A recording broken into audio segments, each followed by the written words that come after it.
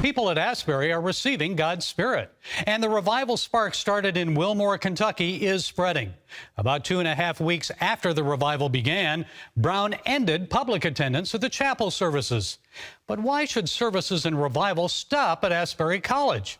Brown says the university isn't ending revival, just shifting it elsewhere, asking that other churches and communities join in its commissioning to be sent out. Yes, that should happen, but Dr. Brown, with all due respect, I know you mean well, you want to restore order to your campus and community, but don't you think it's up to God's Holy Spirit to decide when it will end and shift elsewhere? Doesn't the Spirit come in like a rushing wind, as described on the first day of Pentecost in Acts chapter 2? We cannot direct the Holy Spirit and say, okay, that's it, now go over there.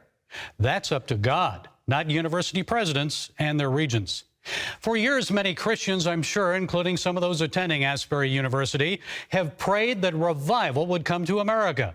Tens of thousands of people from around the world have come to that tiny Kentucky town to experience this wave of God's Spirit.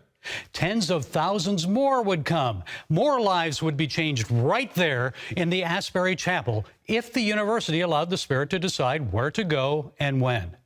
Folks, this is a pivotal time in America.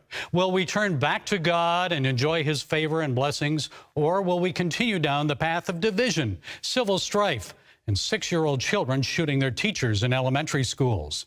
The choice is ours.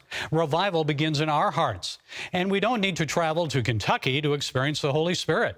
Still, many of us haven't seen revival like this. It's not a coincidence that this outpouring of God's Spirit is now moving to other college campuses across the country. God is answering those prayers, those years of prayers for revival. So let's embrace it and go with God, and then wait and see what God will do to transform America and the world. Well, that's it today from the Global Lane, and until next time, be blessed.